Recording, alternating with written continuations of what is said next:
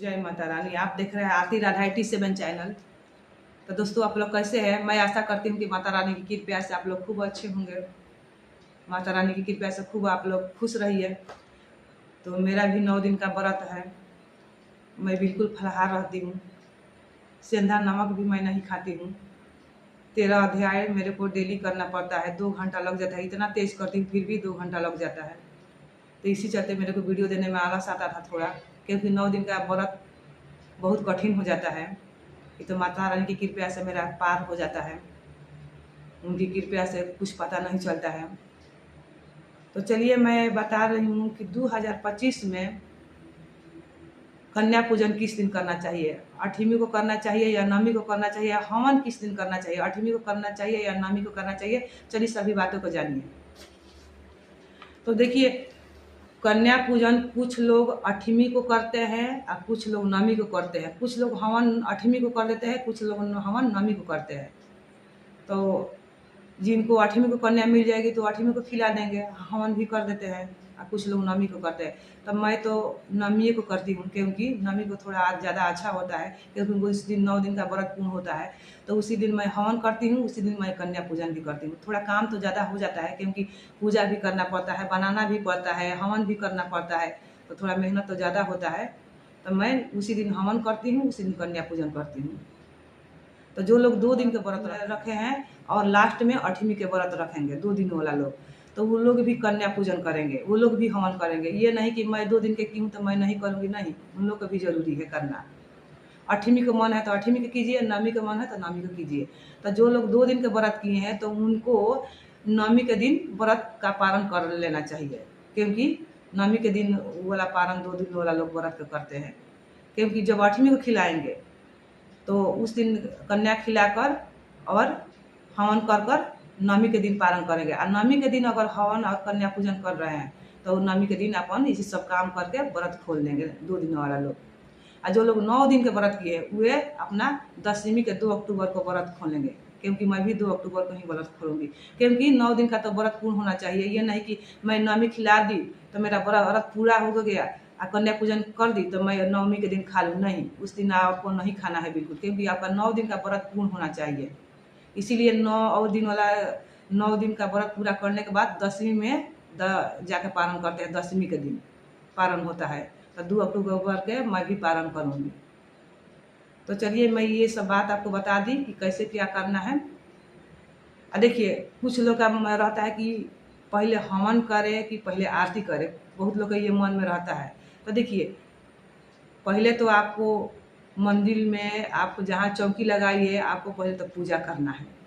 पूजा करने के बाद आप जो भी प्रसाद बनाइए, पूरी खीर बनाइए, पूरा बनाइए, जो भी बनाइए, पहले उनको भोग लगाइए।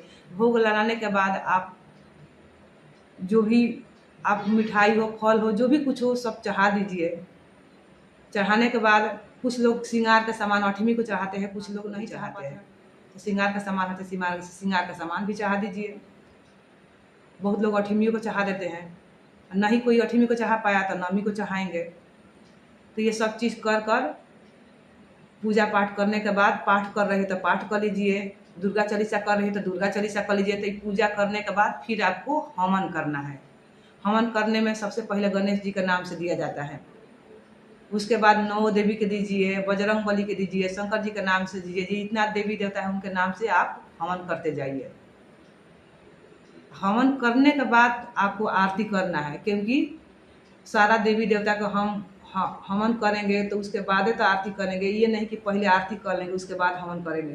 पहले सब देवी देवता को हवन में नाम से कर लेंगे, उसके बाद लास्ट में आरती किया जाता है। ये सब मैं आपको ये बात बता दी, आपको बात समझ में आ गया होगा।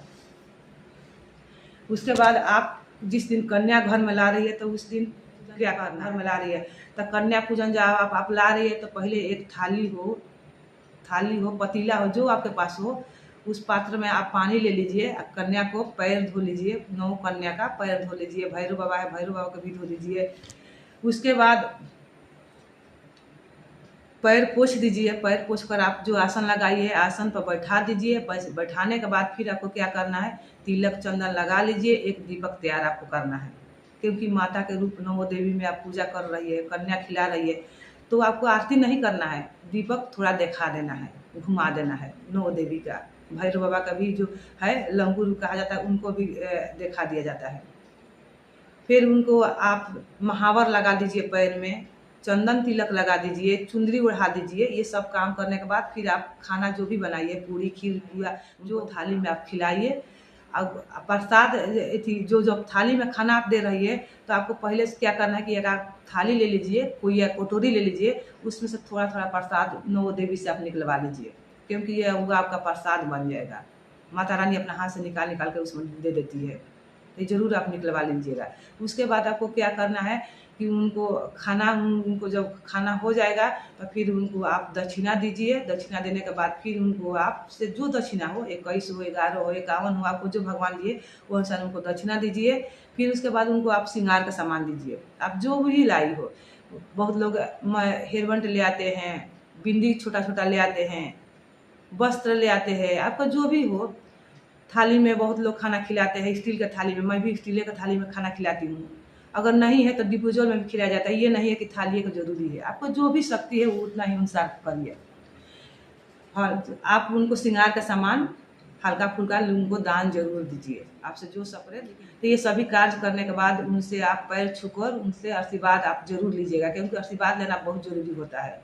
फिर माता रानी से आशीर्वाद ले लीजिए। फिर उनको जय जयकारा लगवा दीजिए घर में। जय जयकारा लगाने के बाद फिर आप उनको विदाई करना है। जो तो आप थोड़ा सा उनको एक प्लेट में प्रसाद उनको हाथ में दे दीजिएगा, प्लेट में बनाकर। जो भी है, फल है, फ्रूट है, ये नहीं कि पूरी पूरा देना है, फल फ्रूट भी डालकर उनको प्रसाद दे दीजिएगा। अगर जो लोग स्टील के प्लेट में खाना खिलाएंगे तो वो स्टील उनके घर भिजवा दिया जाता है प्लेट, मैं भी भिजवा देती हूँ। और जो लोग डिस्पोजल में खिलाएंगे तो डिस्पोजल आप साइड से बाद में हटा देंगे।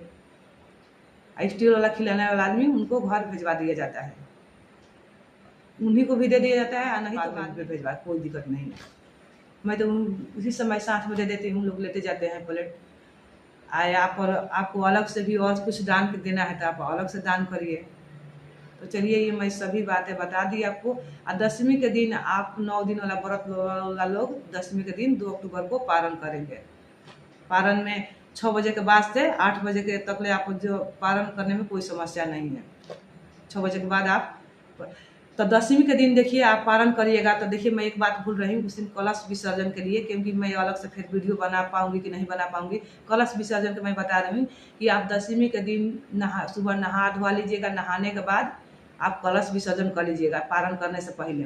तो कलश विसर्जन के लिए आप हाथ बामा हाथ में अक्षत ले लीजिएगा और दाहिना हाथ से आप छोड़ते जाइएगा सभी देवी देवता के कि हे सभी देवी देवता, आप लोग जिस स्थान से जहाँ से आप लोग आए हैं उस स्थान को आप लोग जाने के लिए आप लोग स्वीकार करिए।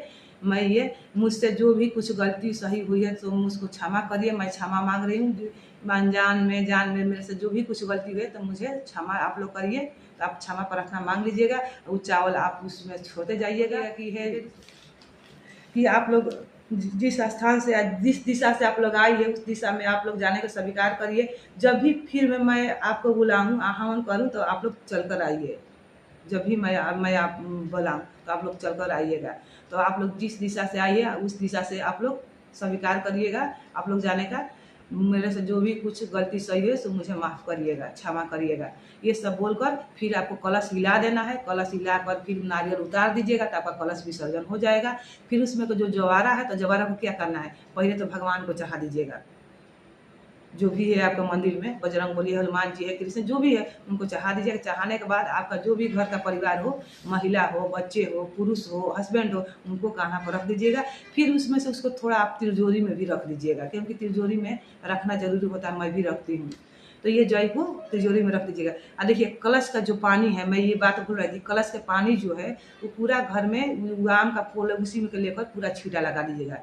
खाली लैट्रिन बाथरूम छोड़कर पूरा घर में छत पर सगरे कोने कोने छींटा लगा दीजिएगा, क्योंकि माता रानी का ये प्रसाद हो जाता है। उसमें का जो क्या करिएगा कि अपना मुख्य द्वार पर मिट्टी हो तो मिट्टी में गाड़ दीजिएगा। इससे क्या होता है कि नकारात्मक जो होता है सो घर में कोई चीज़ आता नहीं है, खत्म हो जाता है। और जो उसमें का सिक्का है तो सिक्का का क्या करिएगा, सिक्का को आप अपना तिजोरी में रख दीजिएगा, या आपका व्यापार बिजनेस चल रहा है उस आप गला में रख दीजिएगा, ये दुकान पर रख दीजिएगा, लेकिन अपना तिजोरी में रख दीजिएगा ये सिक्का को।